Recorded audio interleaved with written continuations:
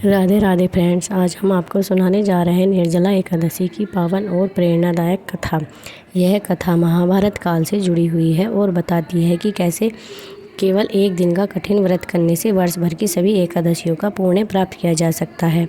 यही कारण है कि निर्जला एकादशी को सबसे श्रेष्ठ और महान एकादशियों में से एक माना जाता है।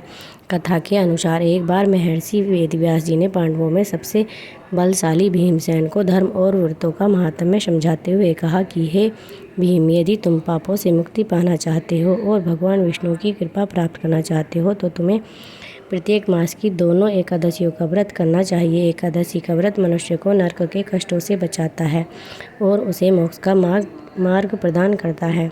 महर्षि व्यास की बातें सुनकर भीमसेन चिंतित हो गए और उन्होंने विनम्रता से कहा, हे पितामह, मेरे बड़े भाई युधिष्ठिर, माता कुंती, द्रौपदी और मेरे सभी भाई श्रद्धा के साथ एकादशी का व्रत करते हैं। मैं भी भगवान विष्णु की पूजा और दान पुण्य करना चाहता हूँ, लेकिन मेरी एक बड़ी समस्या है। मेरे पेट में वक्र अग्नि है, जिसके कारण मुझे बहुत अधिक भूख लगती है। मैं लंबे समय तक भोजन के बिना नहीं रह सकता, इसलिए प्रत्येक एकादशी का व्रत करना मेरे लिए अत्यंत कठिन है। भीम ने आगे कहा, यदि कोई ऐसा उपाय हो, कोई ऐसा व्रत हो जिसे वर्ष में केवल एक बार करना पड़े और जिससे सभी एकादशियों के समान पुण्य प्राप्त हो जाए, तो मैं उसे अवश्य करने का प्रयास करूँगा। भीमसेन की बात सुनकर महर्षि व्यास मुस्कुराए और बोले, हे भीम, तुम्हारे लिए एक विशेष व्रत है। ज्येष्ठ मास के शुक्ल पक्ष में आने वाली एकादशी को निर्जला एकादशी कहा जाता है। यह व्रत वर्ष में केवल एक बार किया जाता है। यदि कोई श्रद्धा और नियम पूर्वक इस व्रत का पालन करता है तो उसे वर्ष भर की सभी 24 एकादशियों का पुण्य प्राप्त होता है। इसके बाद व्यास जी ने इस व्रत की विधि समझाई। उन्होंने कहा, इस दिन सभी व्रती को सूर्योदय से लेकर अगले दिन द्वादशी के सूर्य तक अन्न और जल दोनों का त्याग करना होता है। केवल स्नान और आचमन के लिए ही जल का प्रयोग किया जाता है। व्रत के दौरान भगवान विष्णु का स्मरण करना चाहिए और ओम नमो भगवते वासुदेवाय मंत्र का जाप करना चाहिए। महर्षि व्यास ने आगे बताया, द्वादशी के दिन ब्रह्म मुहूर्त में उठकर स्नान करना चाहिए, ब्राह्मणों को दान देना चाहिए तथा किसी भूखे और ज़रूरतमंद व्यक्ति को भोजन कराना चाहिए। इसके बाद स्वयं भोजन ग्रहण करना चाहिए। ऐसा करने से मनुष्य को अपार पुण्य की प्राप्ति होती है।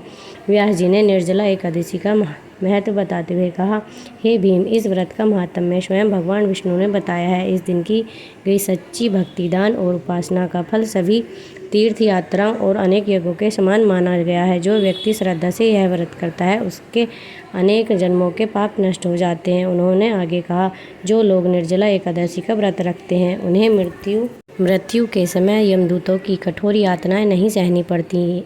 भगवान विष्णु के दिव्य पार्षद स्वयं उन्हें लेने आते हैं और दिव्य लोकों की ओर ले जाते हैं। महर्षि व्यास की वाणी सुनकर भीमसेन ने निश्चय किया कि वे इस महान व्रत को अवश्य करेंगे। ज्येष्ठ शुक्ल एकादशी के दिन उन्होंने पूरे नियम और श्रद्धा के साथ निर्जला व्रत रखा। उन्होंने न अन्न ग्रहण किया और न ही जल पिया। भगवान विष्णु का ध्यान किया, मंत्र जाप किया और द्वादशी के दिन विधि पूर्वक दान एवं भोजन कराकर व्रत का पारण किया। उनकी अटूट श्रद्धा और दृढ़ संकल्प से भगवान विष्णु अत्यंत प्रसन्न हुए और उन्होंने सभी एकादशियों के व्रत का पुण्य प्राप्त हुआ। तभी से यह मान्यता प्रचलित हुई कि निर्जला एकादशी का व्रत करने से वर्ष भर की सभी एकादशियों का फल प्राप्त होता है। इसी कारण यह एकादशी भीमसेनी एकादशी और पांडव एकादशी के नाम से भी प्रसिद्ध है। यह व्रत हमें संयम, श्रद्धा और भगवान के प्रति अटूट विश्वास का संदेश देता है। तो दोस्तों, यही थी निर्जला एकादशी की पावन कथा। यदि आपको यह कथा पसंद आई हो तो वीडियो को लाइक करें, चैनल को सब्सक्राइब करें और कमेंट में लिखें, राधे राधे।